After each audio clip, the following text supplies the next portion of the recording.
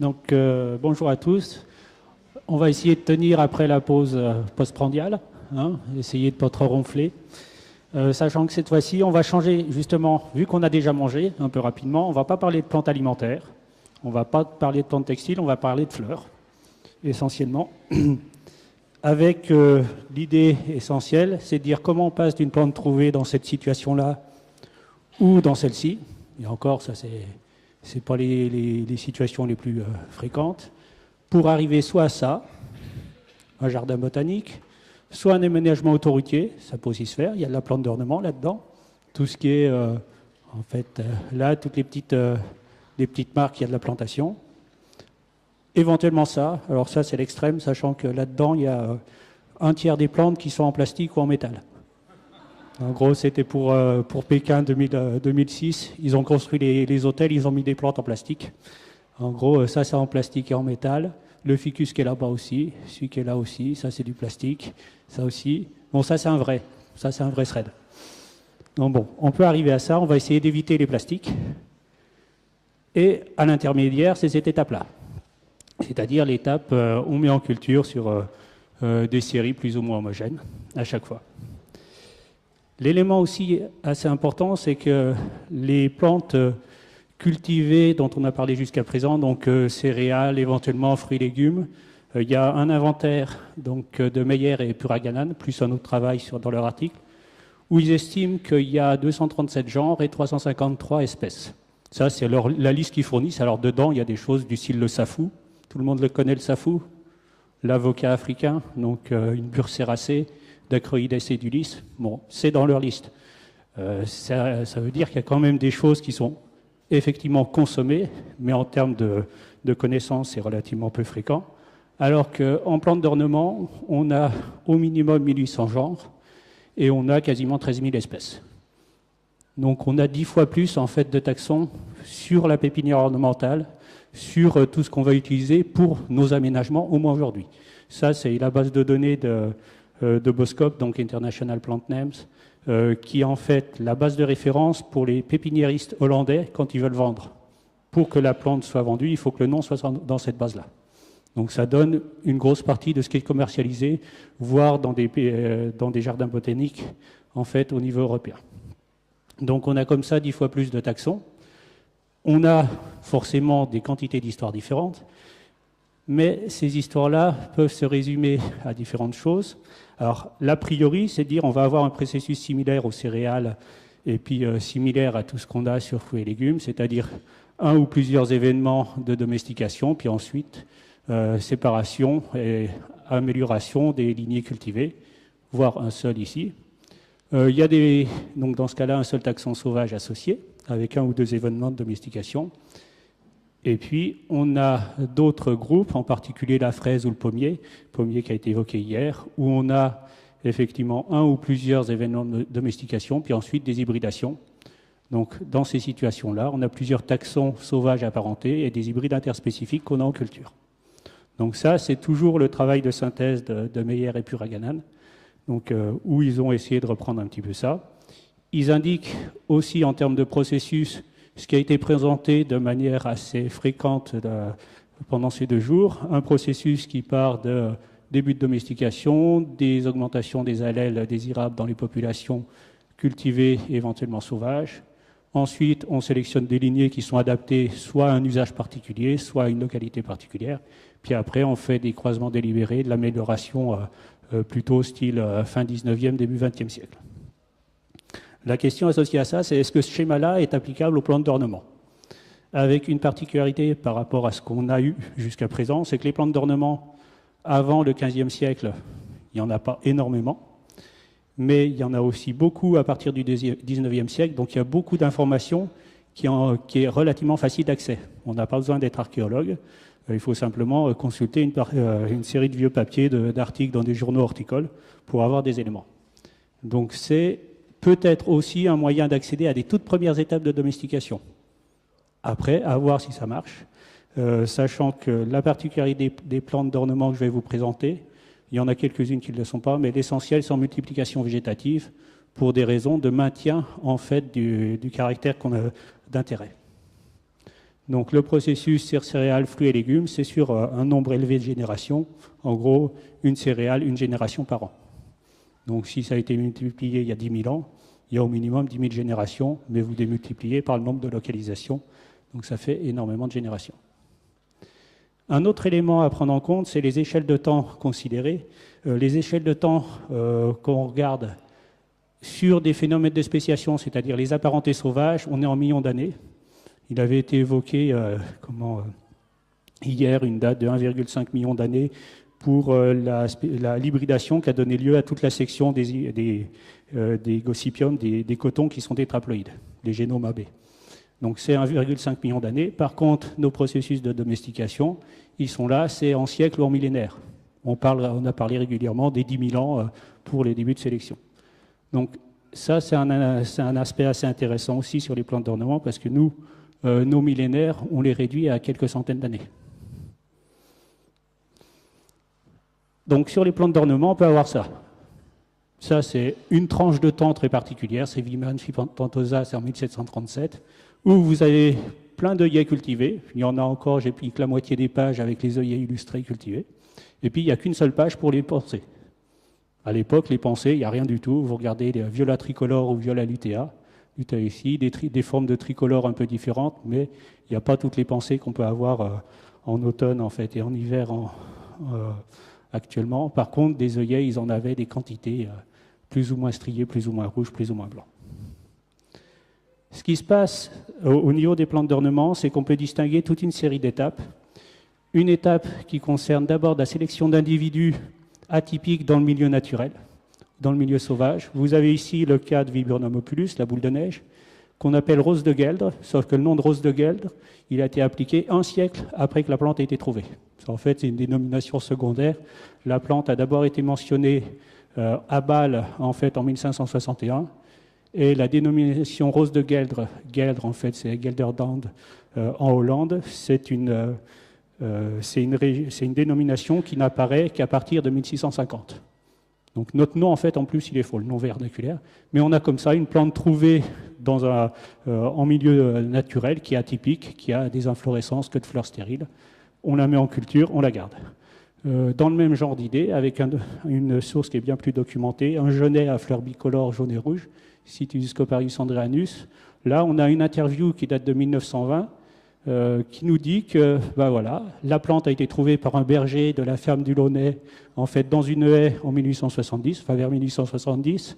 En 1875, le berger a donné en fait un semis de cette plante-là, enfin le propriétaire de la ferme a donné un semis de cette plante-là à un pépiniériste de la ville d'Ernée, et un autre individu est parti en fait donc au presbytère de Méjodet, donc c'est en 1885, pardon, que un des fournisseurs, enfin un des contremaîtres de Édouard André, qui travaillait sur le parc de Méjodet, a vu la plante dans le presbytère à côté et l'a achetée en échange d'un Trachycarpus portunei. En gros, vous preniez un palmier en fait, un palmier asiatique, vous l'échangez contre cette plante-là qui était dans le jardin du presbytère. Et Édouard André, qui a eu la plante, en 10 ans, elle a fait des centaines et des centaines de concours d'horticoles en fait en Europe et été cultivée en milliers d'exemplaires à Gand, en Angleterre, etc. Donc on a comme ça vraiment une décommunication très pointue des choses, sachant que dans cette espèce-là, hop, je reviens en arrière, on avait à la même période et obtenu plutôt vers 1820, enfin mentionné pour la première fois vers 1820, un individu à fleurs doubles, et puis vers 1850, un individu à fleurs jaunes et blanches. Sachant que les individus à fleurs jaunes et blanches, on les trouve de manière récurrente, assez fréquente dans la littérature à partir de cette date-là. Ils n'ont pas forcément été directement mis en culture. Mais vers 1870, on n'a que 3 clones en culture de Cityscoparius. Celui-ci, celui à fleurs doubles et celui à fleurs blanches. Et on verra après qu'à toute vitesse, on va avoir mélangé tout ça. Hop, ça marche aussi comme ça. Autre situation où on sélectionne des individus en culture ou éventuellement dans le milieu sauvage ou en culture. vous avez des laburnums, des cities. Voilà, ça c'est un individu, au lieu d'avoir 3 folioles, il en a 4 ou 5. C'est presque le cities à 4 feuilles, même s'il ne porte pas bonheur, celui-ci, par rapport au trèfle.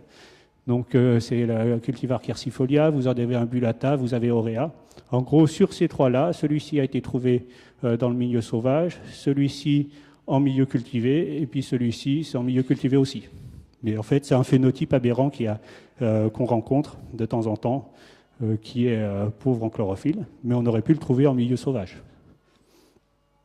On a également, dans le processus en culture, de temps en temps, des individus qui vont avoir des chimères, ou du moins des chimères, qui vont faire ce qu'on appelle des spores, des mutants de bourgeons. En gros, la plante, elle va avoir sa couleur normale, qui est celle-ci, c'est Cytisus coparius burkholii, et de temps en temps, sur votre individu, il y a une branche qui a ces couleurs de fleurs-là. On bouture la branche, on la nomme, ça c'est un nouveau cultivar, c'est Andranus select. Une autre branche va donner des fleurs avec cette couleur-là, ça a été nommé, ça s'appelle le cultivar Lisa. Donc c'est vraiment la mutation, vraisemblablement des causes épigénétiques, d'expression de certains caractères, et en particulier les caractères qui intéressent l'horticulteur, c'est-à-dire des caractères de morphologie florale. Il y a d'autres situations, la diapo tout à l'heure avec tous les œillets, au final la diversification elle se fait grâce à des viroses. Tous les œillets qui sont striés en fait dans Weymann au début du 18e, c'est des œillets qui sont virosés. Et puis il y a des questions de mycoplasme, il y a des questions de morphologie qui peuvent arriver. Donc on a comme ça un phénomène en culture de génération de nouveaux phénotypes. Non seulement dans le milieu naturel on en prélève, en culture il y en a qui apparaissent. On peut avoir des phénotypes qui apparaissent en culture du fait de croisements soit dirigés, soit accidentels. Ici, vous avez 2 sureaux, un lacinier et puis un pourpre. Et ben, il y a un sélectionneur anglais dans les années 90 qui a essayé de croiser les deux, qui a obtenu celui qui est pourpre et lacinier. Celui-ci, en fait, c'est trouvé dans la nature. Celui-ci aussi, Porphyrophila. Et celui-ci, c'est de la sélection. On a croisé de manière délibérée.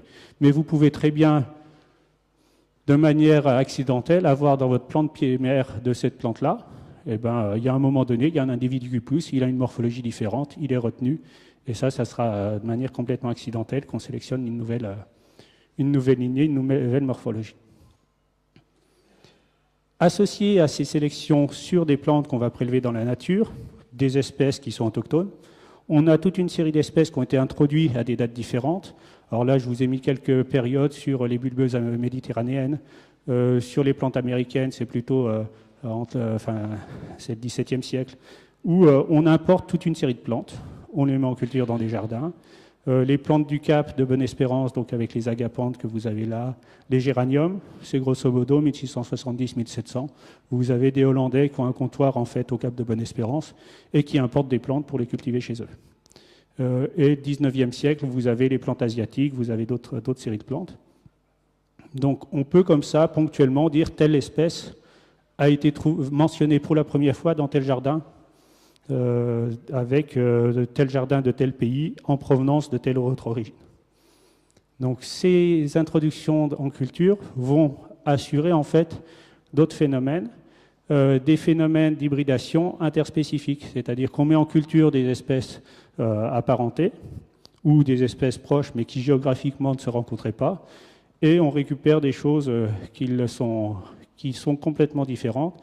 Ici, vous avez Cytisus coparius, Andranus est ici. Croisé avec Cytisus multiflorus, une espèce d'Espagne et du Portugal, vous avez Cytisus dallimorii, tous les cultivars qui sont là. Avec une autre espèce, Euromediterraneus et Cytisus bini, vous croisez multiflorus par Euromediterraneus et praecox. Ardoinois, c'est une endémique française avec multiflorus et Cytisus curensis. Et comme ça, vous pouvez générer plusieurs générations. Il y a même en fait une série d'hybrides entre deux hybrides interspécifiques. Entre dallimorii et praecox, il y a eu Cytisus boscopi dans les années 50. Donc vous générez comme ça toute une série tout un pédigré, avec dans ce pédigré des individus qu'on peut attribuer à une espèce sauvage, ceux qui sont de cette couleur-là, et puis plein d'individus qu'on attribue non à aucune des espèces sauvages qui soient là, mais qu'on attribue uniquement à des taxons hybrides. Et ça, c'est un phénomène, si je reprends les dates, parmi les 3 événements qui ont eu lieu à Kew, les 3 événements qui ont lieu à Kew, c'est des plantes qu'on voit dans les parterres de Kew, mais personne n'a délibérément mis du pollen sur le stigmate.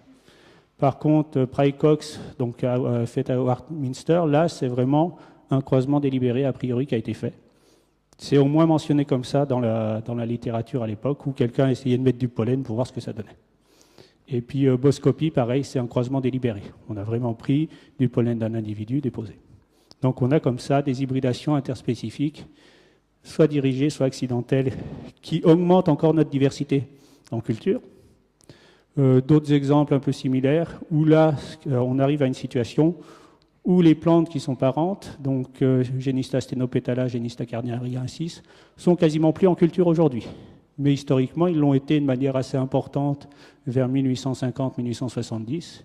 Et à cette période-là, on génère un premier hybride, qu'on vend maintenant sous le nom de Cytilus racemosus. Et puis en 1923, on recroise cet hybride-là avec Genista monspeciulana, donc qui est plutôt en périphérie de la zone méditerranéenne, pour donner un deuxième hybride.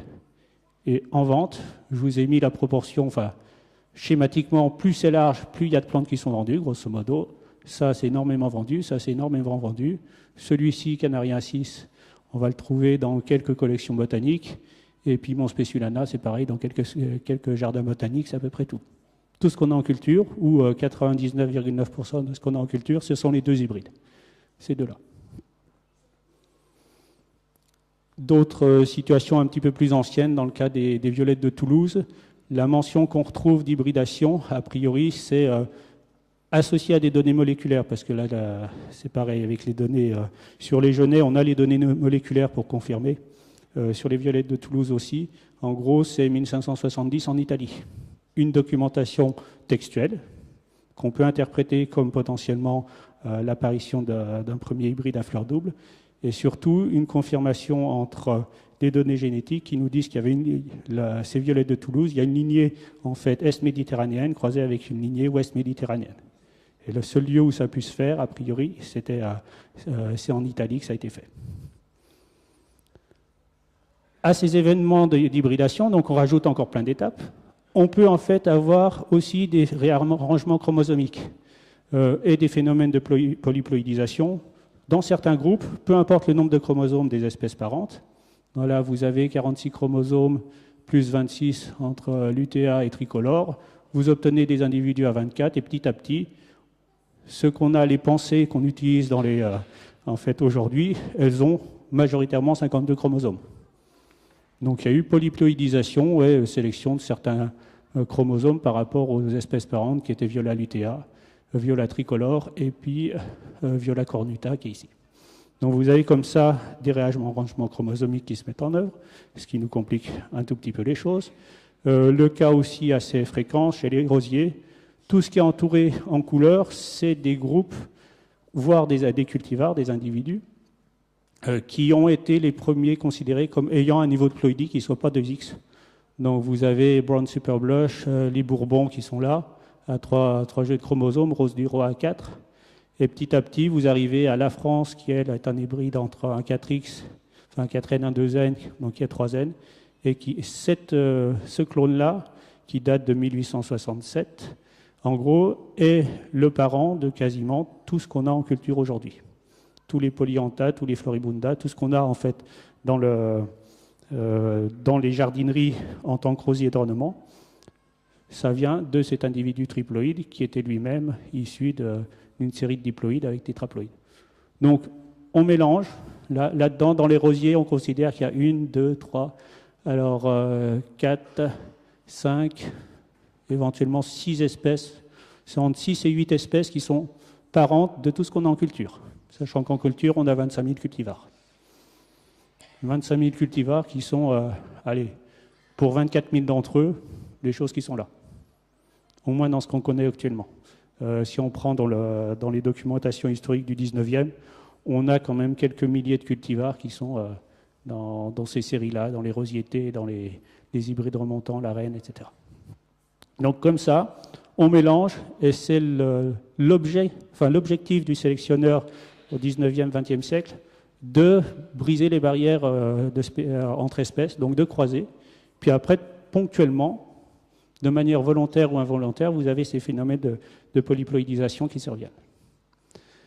On peut rajouter toute une série de méthodologies techniques, enfin de technologies associées, qui sont plus de l'ordre du XXe siècle. Vous avez entre autres des travaux de mutagénèse, juste pour positionner. Les premiers hybrides interspécifiques d'Alstromer datent de 1840, peu de choses près, ceux qui sont supposés.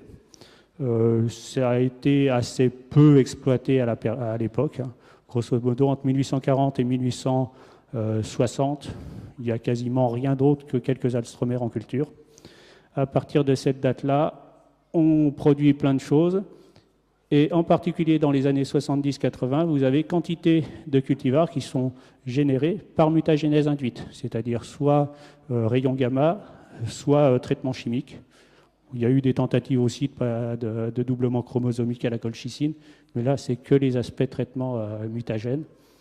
Donc, ce qui donne dans les 600 cultivars qui sont recensés dans ce travail-là, enfin, il y a 700 cultivars d'Alstromer en culture, il y en a un peu moins du quart qui sont issus de mutagénèse. Le reste, ce sont des hybridations entre hybrides interspécifiques.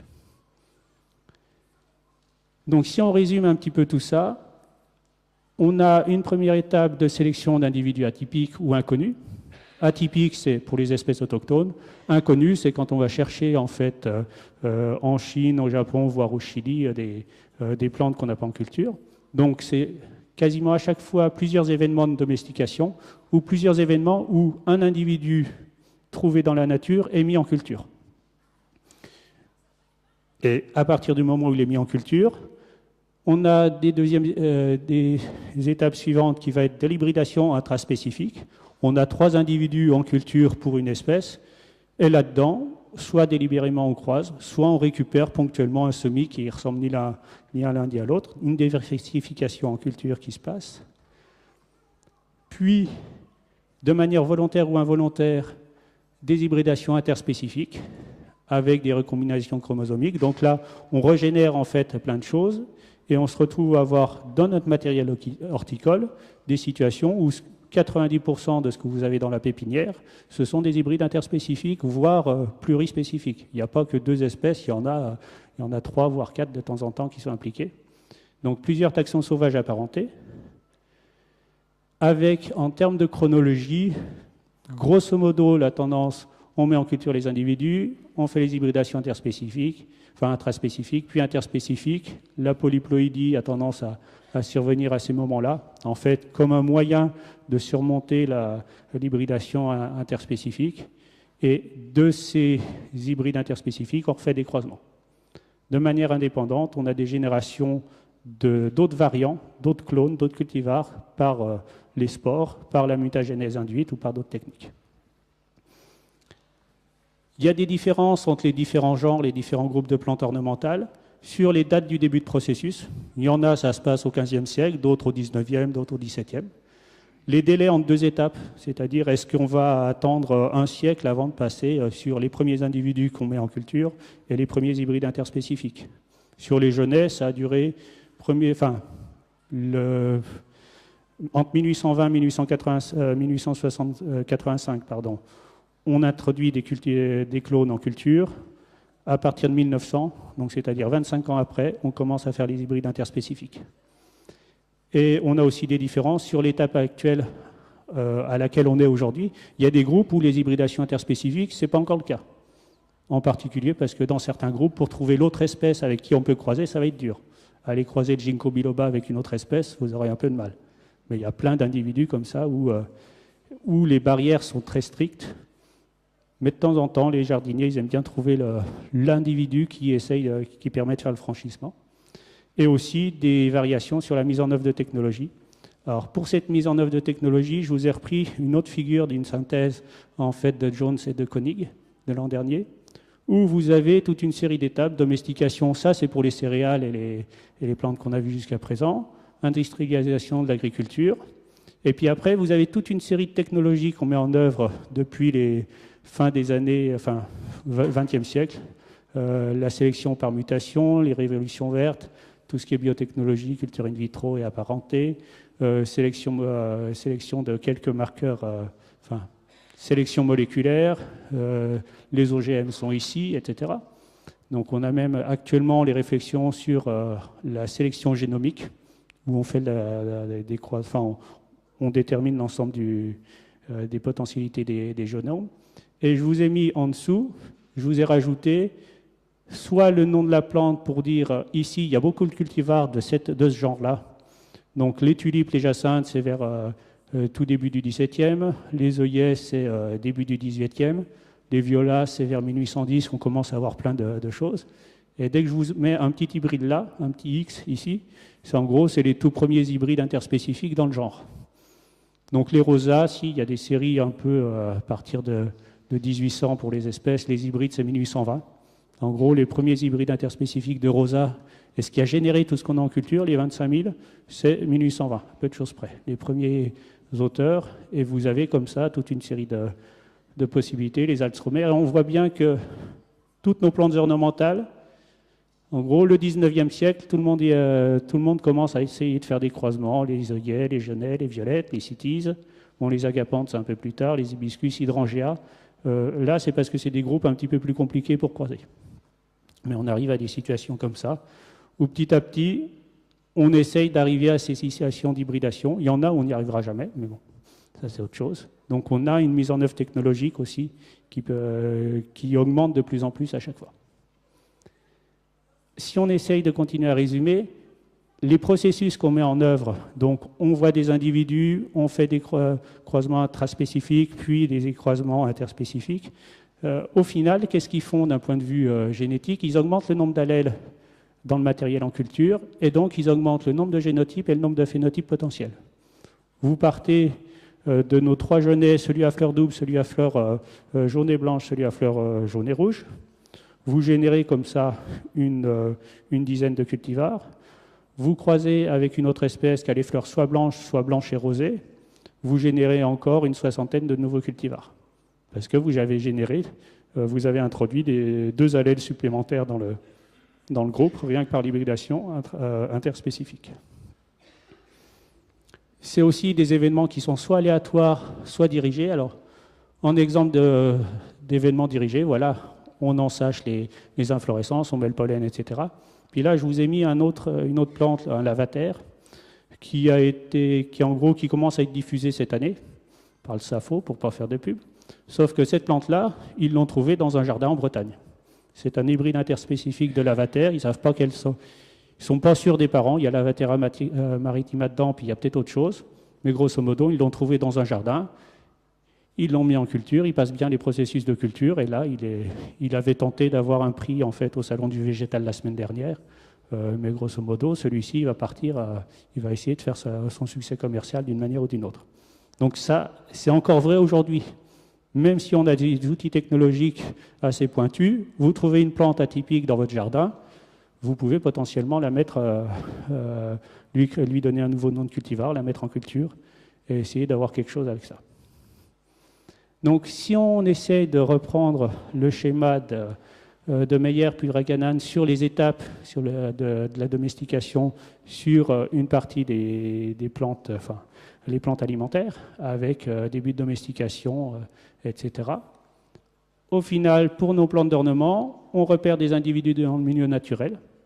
Et très rapidement, tout ce qu'on fait, c'est des croisements, et soit en intraspécifique, soit en interspécifique, et on essaye de générer nos étapes.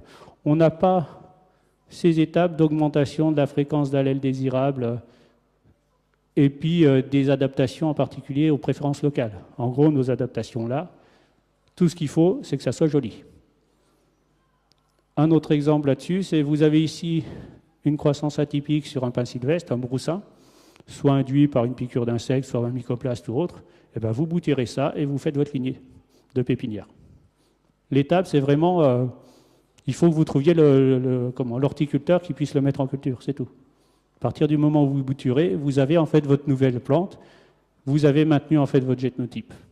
Et vous pouvez avoir un autre pin sylvestre à 300 km de là, qui avait un broussin qui va donner ce génotype, cette morphologie-là, puis un autre qui va donner celui qui est à côté.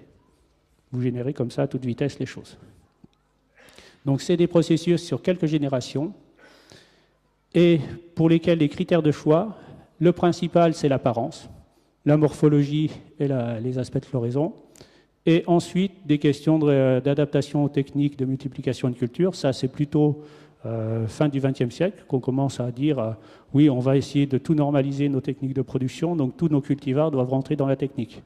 Ils doivent accepter de passer en conteneur de 1,5 litre au bout d'un an, de passer en conteneur de 3 litres au bout de 2 ans. S'ils ne poussent pas assez vite, ça ne marche pas. Puis en plus, maintenant, il faut qu'ils rentrent dans le conteneur, mais qu'ils ne dépassent pas, pour pouvoir en mettre suffisamment dans les rôles pour vendre.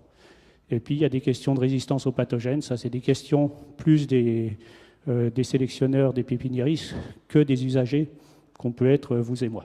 Mais ça, c'est dans les critères qui apparaissent de plus en plus. Et en guise de conclusion sur tout ça, c'est ces plantes ornementales, est-ce que ça peut être des exemples pour les premières étapes de domestication des plantes cultivées, en disant ce qu'on appelle un seul événement de domestication, c'est peut-être une petite dizaine de quelques événements où il y a un individu, ou est-ce que c'est vraiment un processus spécifique dans le sens où on le documente de manière très particulière, où le nombre d'individus concernés est relativement faible. Les hortensias, il y a peut-être une dizaine de sources génétiques vraiment chez les hortensias. Et en plus, c'est très fortement associé aux évolutions des techniques, surtout parce que tous ces travaux de création variétale sur plantes d'ornement et de sélection de domestication se font en même temps que toutes les révolutions depuis la Renaissance. Donc on change, on développe nos connaissances scientifiques, on met en œuvre des nouvelles technologies. Ces plantes-là, les horticulteurs, ils essayent de les adapter.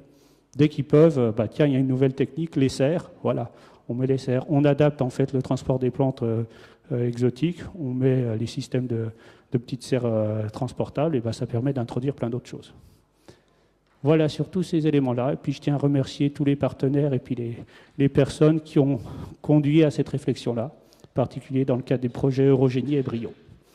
Merci de votre attention.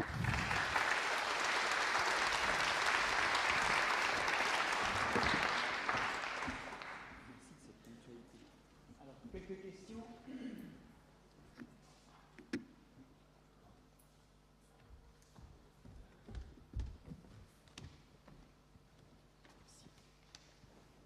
Quand vous dites qu'il n'y avait pas de plantes ornementales avant le XVe siècle, si j'ai bien compris, est-ce que vous parlez de l'Europe ou est-ce que vous incluez d'autres pays comme la Chine ou l'Inde ? En fait, il y a, dans le sens plante ornementale, je l'entends vraiment, des personnes qui vont cultiver la plante uniquement pour ses fonctions esthétiques. On a des jardins en fait qui vont être des jardins médicinaux, ça il y en a plein.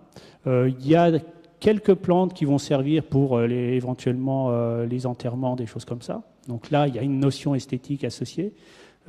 Après, on trouve, à partir du 15e, on trouve des illustrations. Avant le 15e, c'est difficile à documenter. En Chine, il faut vérifier. Il y a peut-être quelques sources qui permettent de voir des plantes ornementales, mais vraiment des plantes qui vont n'avoir d'usage qu'un usage décoratif.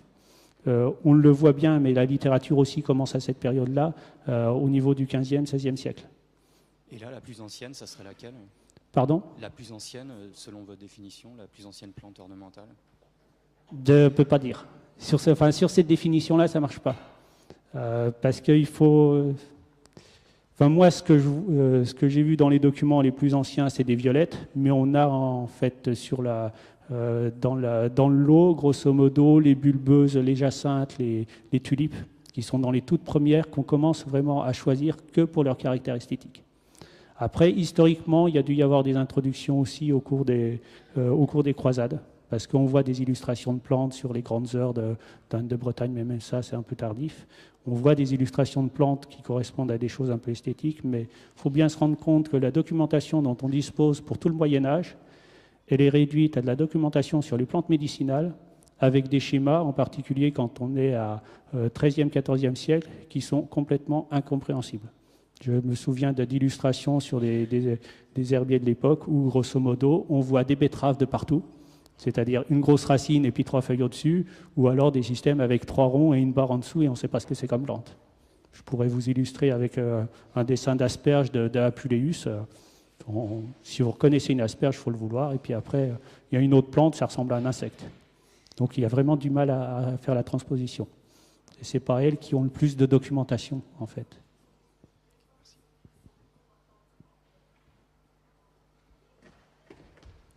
Juste un petit point. En termes de vocabulaire, le mot horticulteur, ça date de 1810-1820. Avant cette date-là, on a des jardiniers. Donc, en plus, notre vocabulaire, il ne s'est pas mis en place pour dire on a des gens qui sont spécialisés sur les plantes d'ornement. Avant, on a des gens qui font de la culture de légumes et qui mettent un peu de fleurs dans les légumes. Oui, c'est une question très, très banale, là. Est-ce que toutes les orchidées qu'on voit maintenant dans tous les bureaux de fonctionnaires, là, ce sont des hybrides ou, vous savez, les belles orchidées blanches qu'on voit, c'est quoi? Ce sont des orchidées asiatiques qui ont été les phalaenopsis et autres, oui. Phalaenopsis, Cymbidium, il y a énormément d'hybrides dans ces groupes-là, sachant que les orchidées, c'est encore pire que ce que je vous ai présenté là. On a fait toute une série d'hybridations entre des espèces appartenant à des genres différents. Donc des choses où il y a 2-3 genres qui sont impliqués pour obtenir ce qu'on a. Alors les phalaenopsis, c'est entre espèces, mais il y a des séries où c'est des groupes entre genres. Ce sont des hybrides faits sur place en Asie ou faits en Hollande? Non, ça a été fait en France, ça a été fait en fait en Hollande, en Angleterre, un peu en Allemagne aussi.